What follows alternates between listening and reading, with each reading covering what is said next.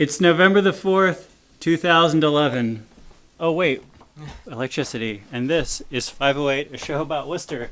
Today on the show, special guest, Matt Fox, bon vivant. Also, guest, Brendan Melican. How are you doing? Excellent. Yourself? I'm doing okay. Today is our special election, is our pre-election show. Also, today we have a studio audience. You guys want to applaud? Woo! They don't want to be on camera, but they're here. Today's a special internet-only episode of 508. No, this is just what happens when it gets long. Is Tim Bedoin still running? Or is he out of the running? Tim Bedoin is out of the running. Tim Bedoin is out of the running. I thought so. We should also point out that Matt Fox today smells like a bottle of Jim Beam because the bottle of Jim Beam's inside him right now. Well, no, I got like a quarter bottle of Jim Beam inside me right now. Not the whole bottle, but here's to the Whiskey Diaries by Matt Fox. All right, and here's to Tim Bedoin. Tim Bedoin never has been on the show, actually. Well, I could get him, but I don't know if you'd want him. Well, you know what? Maybe I think you would. You know, why not? I'll get Tim Bedoin on the show any day. Maybe. But you never asked me to. Maybe one day. Today among other things, we're gonna tell you who you should vote for. We're gonna tell you why you should vote for every single challenger on the city council I thought we were ballot. gonna tell them who they shouldn't vote for. You shouldn't vote for what? I don't know who they shouldn't vote for. Is there a difference? They should vote for every challenger. Wait, Mike. Yes. Who in the hell is Bill Eddy? Bill Eddy. What is this shit? See the strike through on his name? Yeah. That's all you need to know, man. That's fucking the X. That's it. All right. Fuck That's Bill it. Eddy. Say that. Fuck Bill Eddy. All right. So here's who you could vote for Your city ringtone council. By the end of the week. We're gonna sell those. in District 5. Do you want to buy the Fuck Bill Eddy ringtone? $2. $2.99. Fuck Bill Eddy. Yeah. No, MattFoxMusic.com. MattFoxMusic.com. Okay, so Carmen Carmona. Why should people vote for Carmen Carmona? Challenger. Is this person actually running? Yes, she's a challenger Wow. for at large. You know what? I think You should vote for her because she's a challenger at large. she has like a negative internet presence almost. She has one tweet Well, I'm not on her even on the Twitter. internet. I'm in the real world, and she has no presence that I'm aware of. Her out here. website, the issues page, refreshingly blank. Mm-hmm. Her Facebook is mostly like spam messages. Like there's one actually fairly obscene spam picture right now on her Facebook page. Okay. For like Viagra or something? I don't know what it's for. Anyway, it's something in a foreign language. I think it's actually a virus. I think it's one of these things which looks vaguely pornographic, but when you click on it, it infects your computer or your Facebook or something. So that's kind of good. That's an interesting strategy. I don't know. Your at-large I think she's candidacy. probably a good candidate. I just feel like it's sort of confusing. I was going to say, I think that's part of the problem of this year of not knowing what's going on election-wise, or at least feeling like I'm underserved by the candidates, is that, like, I do look at the front page of the Telegram and Gazette or whatever, but most of the time when I read a TNG story, see any mainstream news story, it's because, like, it's been emailed to me, it's been pushed to me some way through the internet by another human being. Yeah. So And there's it no, ratchets up a bit in your there's interest nobody level. who's doing stuff election-wise that's getting under my radar, short of actually sitting and talking to me on camera for a half an hour. Matt gave quite a bit of attention to Bill Eddy. Bill Eddy quite a few minutes ago. Yeah, who in the fuck is Bill This Eddy? mailer, which is laying around, has been very effective. Yeah, very Most effective in making me pissed off. Nothing to do with the Jim Beam. So, Everything to do with that flyer. anyway, Wait, let's talk about Bill Eddy some more. Can I say a few things? Thoughtful leadership? I don't know who the hell this guy is. Thoughtful leadership, my ass. Real results? I can like get real results selling my shit to a pawn shop. You know, that's real results. So I don't see what the hell Bill Eddy's gonna do for Worcester. You know, honestly, like enough with the fucking slogans. All right, it's over. Make it happen. Let's talk. Let's talk more rock. That's what I'm talking about. Let's Matt talk Fox. more rock. So Carmen Carmona, there's got to be a reason to vote for her. She's running for mayor, actually. She really? Brendan, You know what? The reason to vote for her that she's got chutzpah. She's running for mayor. good Yeah. for her. Yeah. Here's the chutzpah. As an otherwise unknown, good for her. Bill Coleman, also running for mayor, also running as a challenger. Sometimes has a beard. He does sometimes have a beard. You He's know what? been running as a challenger for like as long as I've been alive. He's run a long time. I been can't running believe Bill since the Coleman 70s. will ever win anything. He could, man. No, he never will. Do you know how many people are going to vote in this election? Probably like 15,000 people. Yeah, maybe 15,000 and like Matt 2,000 know who Bill If Coleman the people is. you're talking to on YouTube right now all vote for Bill Coleman, They're not going to vote for Bill Coleman. They aren't going to Especially vote. if they all have beards. they're not going to vote. They're probably not even registered to vote. No, they probably... Are 5,000 people watching this podcast right now? I doubt it. Not right now. Well, no, because we're Over the recording next it. 3 days, maybe. But in 3 days, I don't think Some of 5,000 these Justin people. Bieber videos have like 35 million. Yeah, but that's Justin Bieber. I'm not Justin Bieber. You're not Justin Bieber, and neither is Bill Coleman. Bill Coleman is never going to win an election. All right, here's why you should vote for Bill Coleman, challenger for at-large. First of all, I'll tell us the city audience. First of all, Bill Coleman knows a lot about the city of Worcester. He has a lot of perspective. He has a lot of knowledge. He's not just some guy coming up and making it up. Second of all, he has a principled, non-insane, mild conservative stance, a useful thing to have on the council. Do I want all the council people to be from that perspective? No. Do I want Bill Coleman? Yes. Bill Coleman is going to take it in his own direction. Bill Coleman is going to bring. You want to talk about chutzpah? Maybe one of certainly probably one of the better. He would be one of the better spoken counselors too, which is something that we could also use as people who can articulate what the heck is going on. Well articulated points would be a refreshing change in council chambers. Bill Coleman is all about well articulated points. And he can paint a mean flag when the downtime. And he's also into the American flag. So people should definitely. I am actually going to vote for Bill Coleman. That's because he's a non-incumbent. Because he's a non-incumbent, and I'm not. You gave away the punchline at the beginning, though. That was so that. We're supposed to say this is who we're going to vote for. See if you can find the pattern. See if you can connect us. Mike Monfredo, former. I thought it was Monfredo. It could be Monfredo. I don't know. I always thought it was. I just think about that whole "You're dead to me," Godfather. I want to call him Monfredo. Monfredo. Yeah. So he's former assistant city clerk. Yep. Was taken out of the position due to fund cut, and then tried to sue the city to get it back. Mm-hmm. And then when that didn't work, he's just Politics. like, whatever, dude. Whatever, Mr. City Manager. You're going to fire me. I'll become your boss. Yeah. I'm going to be your boss. That's the kind of like, I don't know if it's like scrappy or bitter. I feel like either way, it could be a very pro Worcester vibe. Also a nice guy. Yeah? That's never a downside. So this isn't a bitter thing. This is a scrappy I've only thing. dealt with him at the clerk's counter, but he always seemed like a nice enough guy. All right. Well, there you go. So you should vote for this guy because this is a guy who has attempted to sue the city. And when it didn't work out, took it to the next level. Stephen Buckhalter, you're a friend. You're sometime panelist guy on the Rosen show with you. I haven't been hanging around that crowd. You know this guy though. So one thing I know is that he's not into the lowest residential tax rate, which is again an interesting perspective.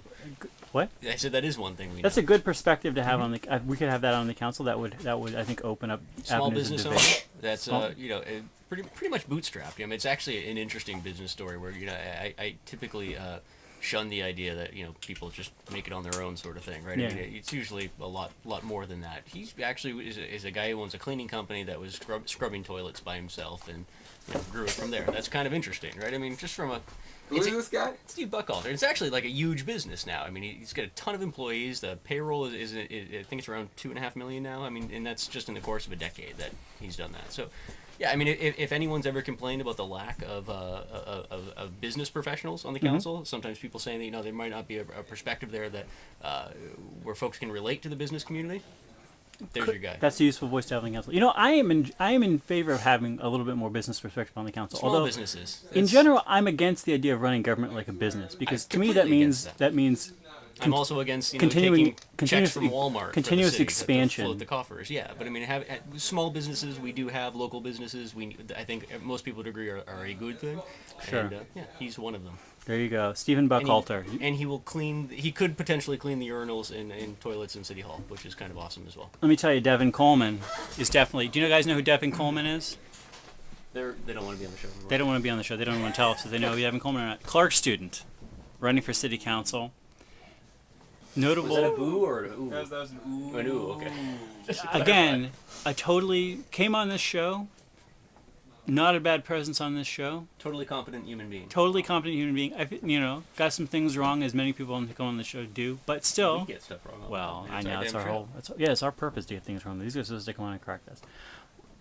You want to talk about the whole college thing? I think there's nothing that's a better symbolic vote for getting college students to stay in Worcester or using the colleges as an economic driver in a way that we don't use them than having a college student on the city council next year. Okay? Yeah, I mean, if you're just a Worcester resident and you want to, you feel that engaging the college population is the right thing to do and an important thing to do, instead of just harping on pilot and stuff all the time, actually bring a member of that student body into the fold. And I'm not saying you should just vote for any college student. You can watch the Devin Coleman episode of 508. Especially the ones who aren't running.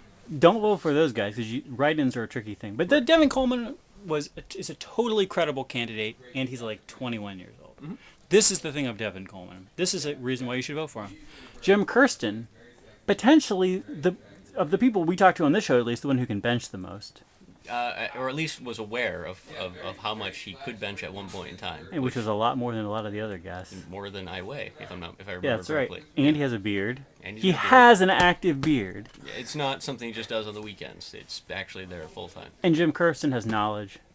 He's got let's say over 10 years experience in state government. Not a local guy, but I mean he was, if I'm not mistaken, in State Senator Jim Leary's office for a while, State Representative Vincent Pedoni's office.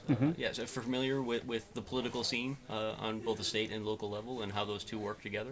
I think he brings a lot to the table, and he's also brought some issues up that we always like to think that like local campaigns are not issue driven. He's been talking quite a bit about the school funding formulas that take place when it comes to capital development in the schools.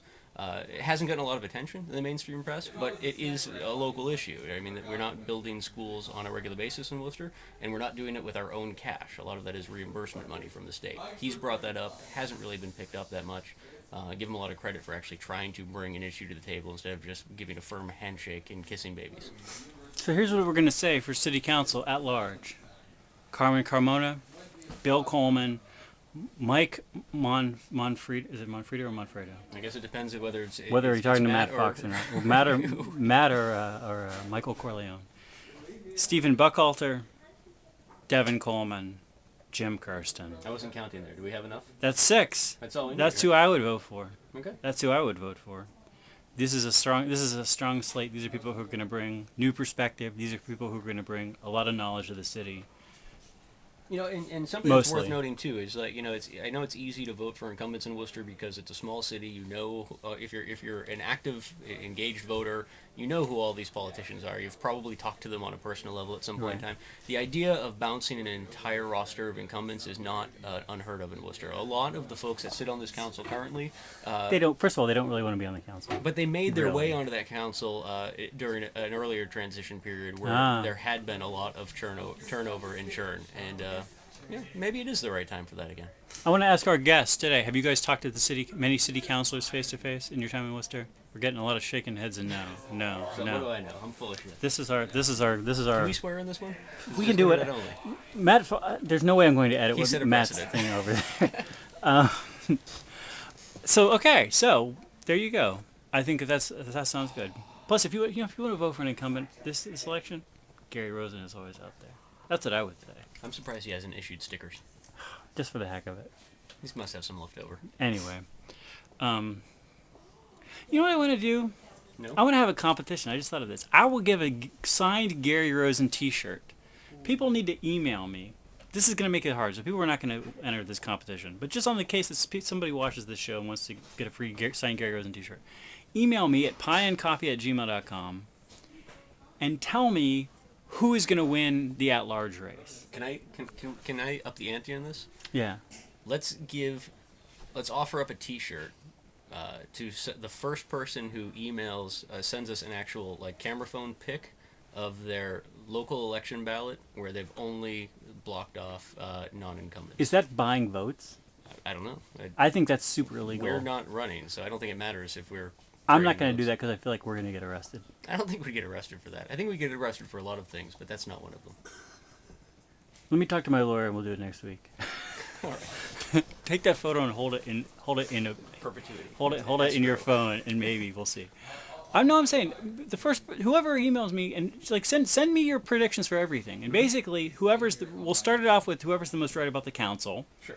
If we got more than one person who enters, or more than one person who enters who actually gets the council, basically the same closeness, mayor would be second, and then the district races would be third. And nobody's going to predict everything exactly correct. Whoever predicts the most correct, we'll have Gary Rosen give it to you on this show if you want.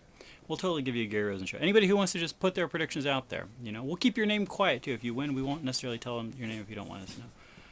We got some district races, Brendan Melican. We do have some district races. So this is these suffer even more from the problem of the nobody caring. If people want to come in the room, they can come in the room right now. All right, I'm not taping the door. Okay. Which is that people are not doing things that are breaking through the fog during this campaign. Right. We got some district races. We got 4 district races. 2 of them are all challenger races. Mm-hmm. One of them I don't know anything about. So the first race is this Virginia Ryan Tony Economou race. I gotta say it's got to be Virginia Ryan. Yeah. First of all, willing to discuss how much she would bench on this show, unlike Tony Economou. Second of all, what? Hey, Mike. Who should it be, Virginia Ryan or Tony Economou? Virginia is a way better first name than Tony. Or Tanya or whoever the hell you were talking to. Yo, my point is, Mike, I'm going to go to the store and I'll be back in 10 minutes. And if you want an Occupy update from across America, where I've been, I'll give it in 10 minutes, but we got to go to the store. Don't drive, man. Have somebody else drive. I'm not driving. Really, Mike, don't worry about it. All right. This isn't a sobriety talk. This is a drunk straight talk. And I'm going to give you the drunk straight talk in 5 minutes when I'm back, okay? Just heads up. People, fast forward to your YouTube 5 minutes and you'll see Matt Fox back on this show. Who's he going to be? I feel like it's got to be Virginia Ryan. I just feel like I feel like more... I don't care to have these... You know, I feel kind of that's a race that is kind of like a downer all around. Yeah. It's not the most... It hasn't been the most exciting... Well, none of them have been exciting, right? But yeah. There hasn't been... Not a lot's come out of that since the primary, which is kind of upsetting in a way. Yeah. You know, it almost seems as though after the primary, that's what people are paying attention to, and then things just trailed off. Right. So, yeah, I mean, what have we seen? We've seen Tony in a yellow sweater. Sure. And that's about it. Sure. I don't know. Why do I want Do we Virginia... have to play the clip so people understand the yellow sweater reference, or is that... What? TV commercial. Really? Yeah, Tony, I mean, that's all I saw if Tony was in a TV commercial. I don't know. Do we have a reason for people to vote for Virginia Ryan or Tony Economou in this race? Yeah, they're both non-incumbents. They're both So non-incumbents. pick You one. could go either way. Just pick one. You could go either way. I kind of do want to have Virginia Ryan win this, though. Yeah? I think she was good on this show first. She's great round. on the show. She's just a firecracker. We can have her back. We could have her back relationship. either way. We got in District 3, we have George Russell and Arthur Ellis, both challengers running against each other. It's way too far away. I have no idea. Yeah. I don't even know if these are real people. They're not. I've actually met one of them, but I don't have no opinion about this. Did you see them real? District 4, Sarai Rivera versus Barbara Haller. It's a tough one. Are we going with the non-incumbent? You know what? I feel like you gotta go for Sarai Rivera here. Mm-hmm. I know that some people like Barbara Haller. Mm-hmm. Some people, Barbara Haller drives them up the wall. Her crazy anti-public health, anti-clean needle disposal crusade / flip-flop. These kinds of bizarre wastes of energy. She seems to have been slightly more cool over the last couple of years. She's mellowed out a lot. I still have a hard time giving her a pass on past practices, right? I mean, which has always been saddling up with Billy Bro. Sure. Who I know we're no longer allowed to disparage, and he's just a neighborhood activist, but neighborhood activist who is wrong about almost everything. And Barbara spent a lot of time saddling up with him, and that's really kind of difficult to get over because it's obviously the district that probably has some of the highest needs in terms of human capital, and a lot of those needs completely ignored by the folks representing that community. Yeah, I have mixed feelings about this closing of the PIP thing. Also mixed feelings about whether or not she deserves credit / blame for this. You're just upset, I think, because people are still issuing that address as their place of residence. I think it's awesome. Solidarity. That's what I say. Did you guys know this, that people are still putting down, people when they're getting arrested are still saying that they live at 701 Main Street a year later? It's kind of awesome. The closing we should say / moving of the PIP. I don't know. I feel like there's some track record there. There's a lot of bad blood there with some people in the neighborhood. I say Sarai Rivera, smart, passionate, knows the district, knows the city, involved in a ton of stuff. We have a lot of people who are running who are not going to, like your Bill Coleman's, who are not going to disappear because they don't win. This is the nice thing. Like, they're already part of the Sarai Rivera is going to be out there rocking, and I'm sure if Barbara Haller loses, she's going to be out there rocking, being an important advocate for the neighborhood, no matter what happens in this election. I just always feel like time for a change, time for new perspectives, time for other people who are going to work hard for the city. District 5, this is a hard one. I think Matt already... I feel like James Kalogeropoulos. Oh, he did good with that. From what I know, not Bill Eddy, right? He's got my vote. Yeah. You know, I saw him today with a bunch of people. Bill Eddy or James? James. Yeah. I couldn't see his face close enough to see if he had like the little Fu Manchu going on or not. You know what I like about James is he's got a sign in the door of a barber shop in Tatnick Square. And I like that old school barber shops are making a comeback, and he seems to have tapped into that market. We should point out That has no weight in terms of actual like ability or usefulness as a politician, but when you hang out in barbershops, it's kind of neat in a weird way. 'Cause it's not common anymore. I want to roll this back to endorsements in District 4, actually.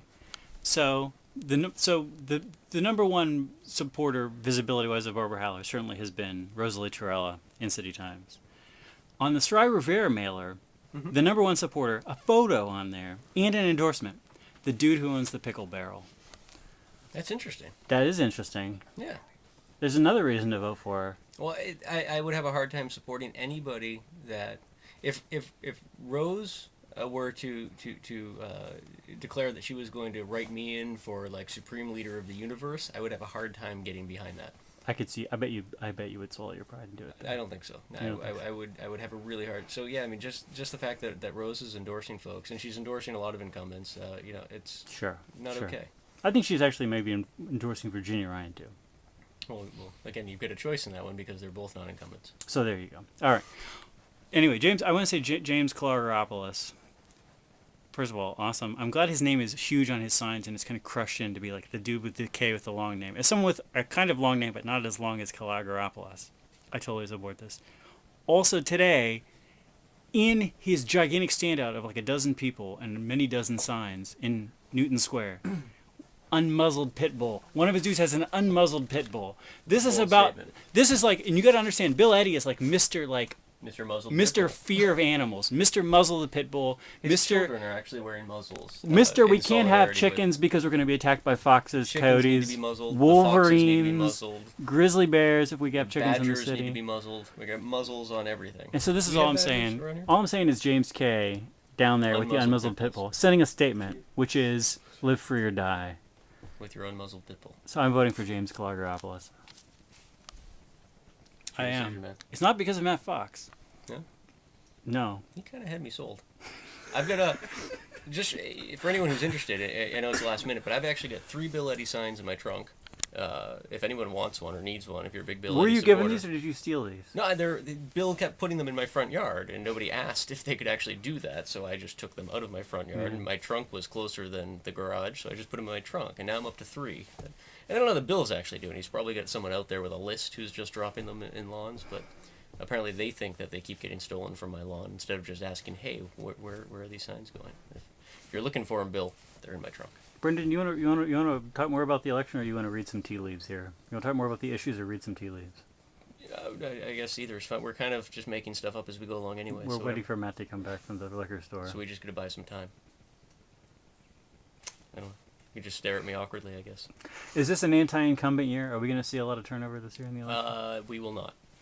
as much as I would like to, and as much as I see you put a lot of effort into this. No, I don't think much will change at all. I think you'll be lucky if you get one new person come onto the council. Well, we know that we're going to get at least 2. I mean, not to contradict you, but we know that we have one district. But that's district. We have 2. Yeah, right. We have 2 district races where there's no incumbents. Absolutely, but I'm talking about at large. I mean, Clancy's obviously gone, and Joff got knocked off in the primary for 2 and 3. So your gut feeling is that none of these guys. At large, I think you're lucky to see one person come on. All right. So looking at the numbers from the last, I can tell you a little numerical voodoo here. Looking at the numbers from the last couple city council elections, if you get 33% of the vote, you're for at large. You're on the council, and the way that it works is every voter gets 6 votes. You get to split them amongst as many people as you like, up to 6, and whoever of the people who get the most votes, the top 6 go on to the at large for the council, and the mayor is a separate thing. You have to win city council, and then you also have to win the mayoral thing, which is on the same ballot. Does it even matter who is elected mayor? The people who are running for mayor are Connie Luke's former mayor, the quiet man, Joe Petty. So you're asking the right question, but I think you're phrasing it wrong. Like, no, it doesn't matter who is elected mayor, but this year it doesn't matter who is elected mayor because of who's running for mayor. Because you don't feel like either Carmen Carmona, Bill Coleman, Joe Petty, or Connie Lukes are going to come. Like, we know that Connie Lukes is not going to come on and do something which is going to knock our socks off, because Connie has been the mayor for her socks a term and a half. Very, very tight. And we just know what she's going to do, which is she's going to do what she did presumably when she was the mayor, which is last time. Right. Sort of do that. She's going to do that again. So if people are like, that was an amazing era in Worcester's history, you should vote for her again. Yes. if you're like, exactly when was she mayor again, then why? Joe Petty again, the self-proclaimed quiet man, self-proclaimed average Joe. If you don't like being bothered, if you like quiet time, if you like restfulness, then he might be the mayor for you. The mayor of Worcester is the chairman of the council and also serves on the school committee. Chair of the school committee. So you're sort of voting for this person to be like a bonus school committee member. You are. That's your. This is like you're voting for however many people, 9 people or something, to be on the Cracker school Jack committee. prize, How many yeah. people are on the school committee? 7? 5? 3? Plus the person voted for the Somewhere mayor. there. So really the question is, which of those 4 people should you vote for school committee? Right? Right. And the answer is Bill Coleman. I think it's the answer. Bill Coleman would be great on the Because school I love committee. Bill Coleman. And Carmen Carmona sounds like a wonderful school committee member. Carmen Carmona could be very powerful on the school committee. This is true, like Voltron. Brendan Malikan. So, what was I going to ask you? Something about something. Something relevant, I'm sure. Do you have anything? Oh, I was going to tell this statistic. This is going to be the least watched 508 Are we ever. really waiting for Matt to come back? I don't know. Matt's gonna. Who knows where Matt is? He must probably sold in the yard somewhere. There's a lot of mud out there. In the last 2 city council elections, the number you had to get was 33%. If you got a third of the people to cast one of their 6 votes for you, you would be an at-large councilor. So it's not a lot of people. You don't have to have a huge fan base to get on the city council. And a lot of people would get around the 30% mark too. So there was kind of like a little hill there that a lot of people were like hovering around that 30% mark. But that's the thing. It's only a third of the people. So when we're talking about 15,000 people vote, you really only need 5,000 of these people, which is not obviously the viewership of this YouTube podcast. But still, No, but it is not a gigantic it's a city of nearly 200,000 people, right? I mean, that's not a lot of people right. to nail down. I mean, I'm sure if you really need to make a list, right? Like, of course, these are politicians; they have lists. It's not that hard to identify that many people, and that's why it's such a tough nut to crack for non-incumbents, because the incumbents are the ones that have shaken all those hands in the past. Right, because And you've we already always see the second time around, with the exception of Bill Coleman, second time around, folks tend to actually grab a seat. because these people have all these in their groups of 5,000 have already sold. They're all like, Yeah. I love Mike Germain or I love Kate whoever, Toomey, Kate Toomey or whatever, yeah. whoever. Well, they all love Kate Toomey, but they don't. Even if they don't vote for her. But they do you all got vote to. for her. You got That's why we always end up with folks that run for mayor that don't win that seat but end up being highest vote getters or second highest vote getters or what have you. It's a popularity contest. There you go. Well, so I think we've made a strong case you should vote for the incumbents. Have we made a case I don't that your know vote if we made matters? a case at all. But that said, even we may not have made a case, but neither did any of the candidates. Like, the incumbent candidates have not made a case for why you should give them a job again. So it's really not our job to do that. I think we just kind of reinforced that they did a terrible job of making their own case. Here's what I'm going to say. I'm going to This could be say something interesting. I'm going to stop and you can keep Okay, talking. Go ahead and answer your phone. No, it's okay. What am I going to say? Matt Fox. is back. Matt Fox is back. No. Oh, no, that's just Chris. Hi, I feel Brendan. as though the show went downhill as soon as Matt Fox left. Oh, this show did go downhill. This show went downhill as soon as the lights came on. We That's should when the have show left went the lights downhill. off. Damn you, National Grid. You know, I don't know. I guess You people. look like you're reaching for something. I feel like I had some sort of important insight to tell people. Oh, you know what it is? I've been on the last couple of the years that we've done an election pre-show. Mhm. I said don't vote, and I didn't vote. Yeah? I said it doesn't matter. But you know what? This time I'm convinced that it does matter. Really? I am convinced that it does matter because these people. There's a pro voter person. Everybody else in the audience is apathetic as everyone else in the city. Anarchism. Same guy. No, I think people should vote because I think that. I mean, you're going to tell me that having Bill Coleman on the city council is not going to, or Steve Buckhalter on the city council is not going to change some votes. It's not going to change some of the ways that the discussions go. It's not going to change some of the agendas for the city. Yeah, well, no, because it may change some of the conversations and it may change some of the votes. The votes themselves are still mostly bullshit and ceremonial. I mean, so Yes. You're telling me that the outcome on a vote over street vendors might be different, or the outcome on a vote over muzzles might be different, I'm but it telling doesn't you- actually yes. have anything to do with high-level government or politics in the city, which is ultimately the problem. That it's been years in Worcester that we've actually seen meaningful conversations within elected bodies about things that actually matter. The things that actually matter, that involve huge sums of cash, that like redirecting, the course of government. Those are things that those are decisions that are made on an administrative level because of the planning form of government. Right. That typically end up taking place just without even a meaningful conversation within in the council chambers. So when you say it's been years, has it been? Are you saying there was a time when this was true though? Yeah, it was like in the 40s before when we had a meaningful elected body. Okay. Yeah. So you're saying that even like a Tim Murray, who's recognized as being someone who brought a certain amount of leadership to city government. He brought a certain amount of leadership, but he was also. I mean, you could make an argument that he was the one. I mean, okay, sure, he was a leader, he was a voice on the council, but what meaningful change took place there? Like what? And this is not to disparage Tim Murray's I wasn't really paying involvement in the attention city. This is when I just moved to the Worcester when he was the city. So I mean, it's more the idea that like how is my life in 2011 better than it was in the mid 90s, right, or whatever the case may be. Well, statistically, your life anywhere in the nation is probably not as good as it was in the mid 90s. And that's an important thing that we should all be taking into consideration, and probably goes back to one of George Carlin's last stand-up routines, where he was doing exactly what you had been doing prior to this year, which is saying don't bother voting because it's already been decided for you. Whether it's on a local level, a state level, or a national level, it's almost voting and engaging almost becomes the apathetic thing to do because you're kind of pretending as though what you're doing matters. And we do this all the time in Worcester, right? And we have this conversation all year, and then we ramp up to this point. Are you telling here. me not to vote? I don't know what I'm telling. No, I'm not. I wouldn't tell you what to do. You can make up your own decision. Are you telling other people not to vote? No, I'm telling people that not to vote for incumbents. If you are going to vote, I'm not at gonna least tell you vote for change in the strongest way possible, which is 6 incumbents, six blanks, 6 challengers, 6 check marks. It'd be kind of nice if we did have a year where there was ballots cast, but all no votes. Just nothing. Just blank nothing. ballots. Yeah. Just blank ballots. Just whatever ballots. Yeah. Well, here's what I'm going to say that like voting for these people is not going to transform city government because there's nobody who's voting on a platform of I'm going to turn the world upside Isn't down. that an there's nobody insane who's running thing on that you can actually say that though? That like that there's voting nobody for who's people isn't going to that there's nobody who's government? coming in saying I'm a huge reformer and here's how I want to really reform city government. Sure. Although Bill Coleman with the charter change, I mean, there's people who bring charter change or then whatever, we should but probably just be focused on coming up with really cool algorithms for politics then for governing. what do you mean? But we could just automate all of this instead of getting the sometimes borderline personalities out of the mix. We could charge Google with putting together really good algorithms for the functioning of society. Well, here's what I'm going to say. Here's how I'm going to tell you that you should vote, Brendan, because I know you've been thinking about not voting. Okay. That's not actually true.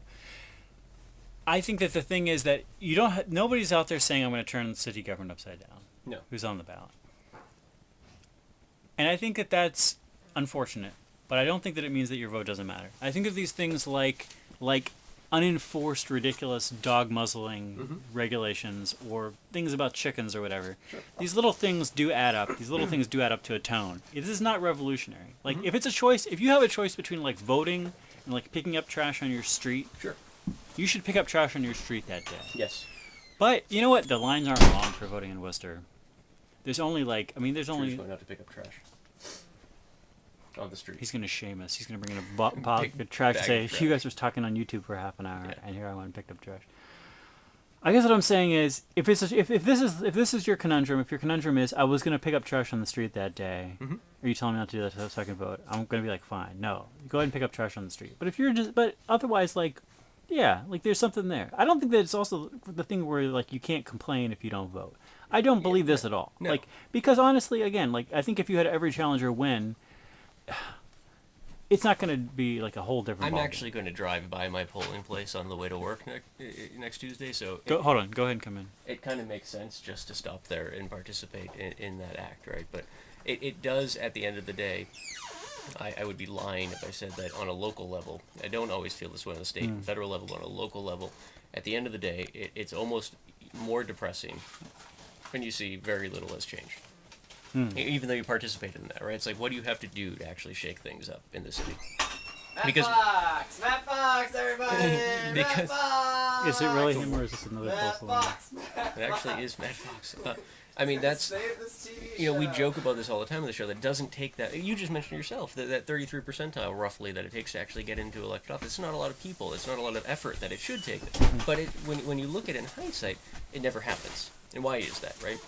Complacency? I don't know. But it's in a way more upsetting that we go through the motions and Yeah. not much changes. Right. What? All right. Depressing in a weird sort of way. Do you want to talk about Matt? Do you want to talk about the Occupy movement or not? Yeah. All right, come over here. Come over here. Matt Fox, you've just been on tour with your rock band. or Yeah, for something, about right? 6 weeks. And during the 6 weeks that you were on your nationwide tour, the Occupy movement took off. Yeah, it did. I was wishing I could be in New York, but I was on tour. But yet the Occupy movement was everywhere you went Yes. because you're kind of like a Johnny Appleseed figure, or just it was happening of its own. It was happening on its own. I wasn't Johnny Appleseed, but I went to 3 distinct Occupy movements. All right. And my tour mates went to another one that I wasn't part of All right. in Kansas City. And they were really impressed by Kansas City. There were lots of people marching. Yeah. It was a Saturday, so everybody was there. Sure. But I saw Occupy Denver. Yeah. How was Occupy Denver? Denver was really good. Denver had some screwed up shit. Like, I left Denver like 2 days before they had a big storm that dumped on New England. Oh yeah. It was the same storm system. Right. But anyway, like, it snowed 10 inches 2 days after I left Denver. And somebody built an igloo on the commons outside Whoa. the state capitol. Those people know. Those people know about snow in that city. Denver knows about the snow, but they also know how to fucking keep everything, like, they were up front. Like, Denver's got it together in a really serious way. And the people in Denver built an igloo. This is what really got me. Like, the first night I was in the real night I was in Denver was a Saturday. Yes. And they had a big Occuparty Oh. across from the Capitol. And they had, like, what they call the Womp Truck. And Okay. the Womp Truck was this,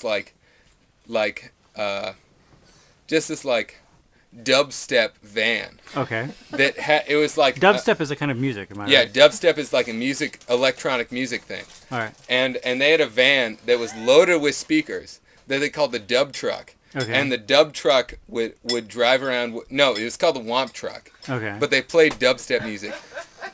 And they just would go anywhere. And they had a DJ booth in the truck. Were they playing dubstep for the revolution? Is this the idea? Yeah, What was- effectively. For the night I was there, they were playing dubstep for the revolution. And it was like this Womp Truck, which had like... Why do they call it the Womp Truck? Because Womp is the dubstep. Oh, it's like a whomping noise. Yeah, Womp is like the dance that accompanies dubstep, Oh, okay. from what I understand. And this van was just bursting music. It was just speakers and a DJ booth, and that was it. But they drove it into downtown Denver, Yes. which has this big park, and then there's the Capitol building of Colorado right Sure. next to it. And an igloo. Yeah, An igloo. the igloo came later, but the van just busted music all night. And people would just dance all night long. And it was the first time I ever saw SWAT members, because there was an anti-police brutality protest walking down Colfax, which is a major boulevard in Denver. Okay. And there was like 50 to 60 people in a group, in this square group that had 4 banners to block it in and make it like kind of a block moving down the road. But the SWAT team came out for the... There were 2 SUVs with at least 12 SWAT members per SUV, plus 10 bike cops following the anti-police brutality protest. And there were like another 4 cars behind the bike cops, plus like two cruisers that blocked intersecting roads as the police brutality protest went down the road. So there were like 60 anti-police brutality protesters Yes. and like 30 cops following them, keeping Wow. them in check This is in Denver. in Denver. And you also went to Kansas City. I did go to Kansas City, but I didn't see their protest. Okay. But the major protests I saw were in Denver. Kansas City was kind of bland. All right. Kansas City had a serious Occupy camp right across the street from a Federal Reserve building. So they were well targeted. Denver also, don't they I don't know, they have a Federal Reserve Bank in Denver, Brendan? I know they have a mint there. Yeah, they have a mint in Denver, but mostly it was against like City Hall and the state and Wall Street or whatever. Right. They were keeping it real, and they had a serious encampment outside of the Capitol building, which had been in Denver. But it had been like kicked out of the park right in front of the Capitol building to across the street to another park. Okay. And the cops had like taken all the tents, kicked everybody out, sent them across the street, and that's where they'd been since I was there.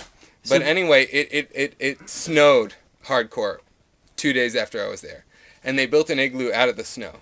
The only warm place to sleep in the occupied Denver camp was in their igloo. Was in the igloo. That's a good idea. Snow is a great insulator. So we got Denver, we got Kansas City. Where else did you go? Austin, and I'll tell you about Austin. Those guys are a lot of hippies down there. That's my experience. No, Austin has a lot of fucking hipsters. All right. Austin is the new hip mecca in America. Okay. It's not Brooklyn anymore. It's not New York. It's not fucking the Beatniks. It's Austin. Mm-hmm. If you're a cool person, you're telling me the Beatniks are over? The Beatniks have been dead since like '52. Oh man. Anyway. Kerouac is dead. Ginsberg's dead. Ginsberg is dead. Everybody's dead. From the '50s. But if you want to be cool, you move to Austin. That seems to coincide directly with the death of government in Worcester from our previous conversation. Wait, you're saying that the Beat generation took it out? May have actually been what killed the death of the Beat generation. May have been what killed effective government in Worcester. Yeah, the Beat movement was effectively the last really remarkable cultural movement in America. Well, but now we got Generation X. 10 minutes left. Austin. You're in Austin. Okay, no, Mike, I know here's about the Austin. deal. I've seen Slacker, dude. I know all about Austin. Mike, here's the deal. I've been to Austin. So in Denver? Yes. So I was in Denver for like 3 days, and I went to the Denver Occupy. Sure. 2 days after I left, they built an igloo because it snowed. Yes. But the Denver police came in, 2 days after I was gone. Don't say this. They bulldozed the igloo. They bulldozed it. But they left all the tents there. So everybody who was occupying Denver at that point got to sleep in their tents, which were cold as hell. Yes. If hell was really made out of ice, like the ninth circle of hell in Dante's Inferno. Sure, yeah. If that was real, they got to sleep in the ninth circle of hell, and they had tents. Yes. But the Denver cops bulldozed the only igloo, the only warm structure in Denver. Oh, man. All right. So anyway, Denver police screwed the Denver Occupy people. Well, unsurprisingly. And I went to Austin after that. Yes. And I was on tour, so I had other shit to deal with. But Austin. This is absolutely nowhere near South by Southwest. No. Actually in Austin. South by Southwest was way gone. Not even an issue. I was in Austin on my own. Without a big cultural movement. You were just rocking. I was just doing my own stuff. Were you singing Woody Guthrie songs on this tour? No. Well, right. I played a Pete Seeger song, which is effectively a Woody Guthrie song. But anyway. All right. Austin, Mike, did you know, has the highest... you guys are going to be on the show if you stand there behind Brendan. The highest number of live music venues per capita of any American city. Yes, Austin is the new American Mecca. It really is. It's tragic that, one, it's in Texas, and two, it's so far away. It's very tragic. Two ways it's tragic. You have no better opportunity to be executed just for having a good time than going to Austin. Yeah, really. If you're having a good time in Texas, you're dead. So I had a terrible time in Texas, and I survived. But in Austin, the two people I could have stayed with couldn't fit any more people. So me and this other guy, Matt, slept outside City Hall in Austin with the Occupy people because we had no other place to stay. This is like a nationwide youth hostel movement, this Occupy thing. Well, it's not. It's sort of a youth hostel movement, but also it's a youth protest movement. Sure. And it's youth doing things worthwhile with their time. A lot of young people. Never have I been alive except when I was 14. The only other time I've seen stuff like this hit the fan is when I was 14 and I was watching Much Music, which is the Canadian version of MTV. Giving, reporting on Seattle 1999, like the big Seattle protest. You don't remember the fall of the Berlin Wall and all that stuff? No, I was like, to me that would I was be, like that would 3 be where then, Mike. I'm 24. Like, don't bring up the Berlin Wall. That's old stuff. But like Seattle was a big deal. Do you remember where you were when JFK was shot, Matt? I know I did. Yeah, I remember I was like anti-matter when JFK got shot. And you were like anti-matter when JFK got shot. I remember 9/11 watching that on TV when I was like in 8th grade. Sure. But like But like the protest in Austin had like 60 people outside City Hall in Austin, and they were all sleeping on the steps. And we get there at like 3:30 Wait a second, in you the learned about morning. the battle in Seattle from Much Music? Yeah, Much Music. I watched the battle for Seattle on Much Music because I was like 12, man. Were you in and Canada? I'm not Holmes Wilson. Like, I'm not everybody who was born 5 years before me. I was an adolescent. I wasn't even like I had hardly experienced anything at that point when the battle for Seattle came on. So like seeing this stuff is like is big news for me because Sure. this is the real thing. Are you Yes. familiar with the Battle for Los Angeles? Not the movie. Well, but the I've seen Escape from Los Angeles and is Escape also from New York. amazing. Oh. I haven't seen the Battle for Los Angeles. No, but there's not the movie, but like that's a recent blockbuster. But Yeah. hop on YouTube and it's this interesting moment in American history where the military, I believe it was during World War II, wasn't it? Where the military was actually activated in Los Angeles for what was perceived to be an alien invasion, and Yeah. were actually actively firing missiles and like heavy machinery. Like I heavy believe it. guns I believe it into because the sky. in the I 30s don't and believe it, 40s but I'm glad there you was do. some serious like anti-Latino stuff like Zoot Suit Riot, like that You're not stupid. talking about aliens like Latinos, though. No, I'm talking No. about like actual like spaceship aliens. No, This- no. I've never heard of that. Yeah. But like in LA and California in the 30s and 40s, there were like straight up Zoot Suit riots where Yes. cops would bust like Latino dudes dressed to the nines, like wearing their best. And like they would Also- just arrest them because they fucking couldn't handle like Mexicans and Latinos in California at the time. That was also a Squirrel Nut Zippers song, wasn't it? Zoot Suit Riot. Well, that was the Stray Cats. Stray Cats. The Stray Cats. Yeah. That guy did a Zoot Suit Riot song. But the Zoot Suit Riots were a fucking, like, really radical thing where it was just, like, Latinos in California fucking, like, dancing. And the Violating- cops couldn't handle it, so they Violating arrested cloth all of them. rationing laws also. Yeah, For the trashing Zoot laws. Suit. No, there was this whole thing about cloth rationing, which is why people would have these gigantic baggy suits. Yeah.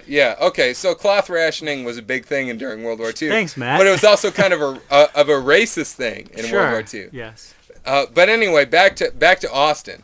Well, Right? you have 3 minutes left. I have Is there 3 minutes another left. city? So I slept in the Austin Occupy group outside City Hall, and when I Yes. woke up at 4:30, the sprinklers came on. So we had to move all our sleeping bags onto the concrete instead of the grass.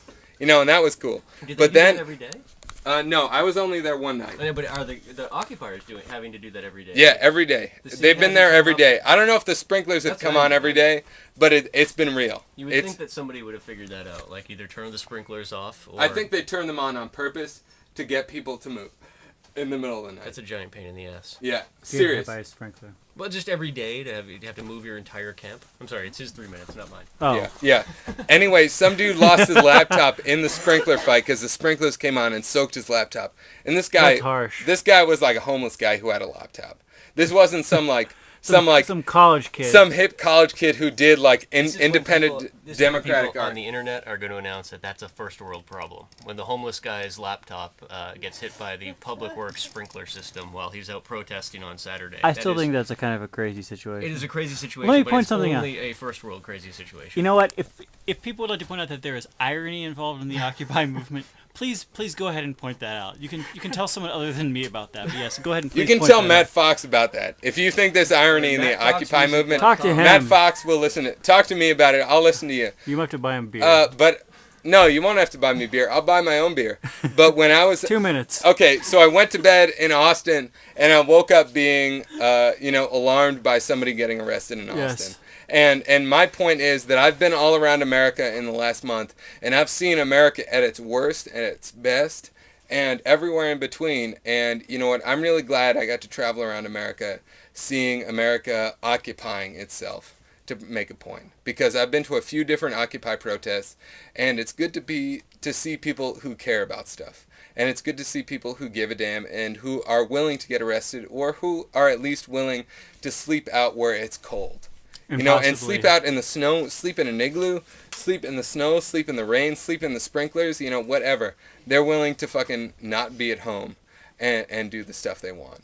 Because America hasn't had that stuff since 1999, since like 1969. It's been a long time since anybody in America has done anything that everybody sees, that Fox sees, that CNN sees. You know, it's just good people are seeing the stuff that's going on. People making those kind of sacrifices, saying things are not okay. And Austin, like, or no, not Austin, but Oakland, like occupying the docks of Oakland, you know, that's really good because even with people like losing their shift because they can't drive the shipments from the Oakland port home, you know, at least somebody is saying, we're not going to put up with this anymore. And we're stopping it right now. We're invading the port. We're stopping the port. You know, that's a point that's worth making even if people suffer for it because it's the only point people can make right now. Matt, thanks for being on the show. Thanks, Mike. Thanks for roaming America. Always. Matt For Fox. You. Matt Fox performs in Worcester all the time. You should totally check him out. Google him or something. You'll see his shows. MattFoxMusic.com. MattFoxMusic.com, apparently. Brendan Melican also on the show. Brendan, any final thoughts about this upcoming election? No. Vote. Might as well. Pick some names. Vote. Can't be any worse than it is now. I'm Michael Benedetti. Studio audience, do you want to shout so people know you're for real? This has been a special internet-only, thank goodness, episode of 508. Next week we'll be back on TV, sober and making sense. Bye-bye.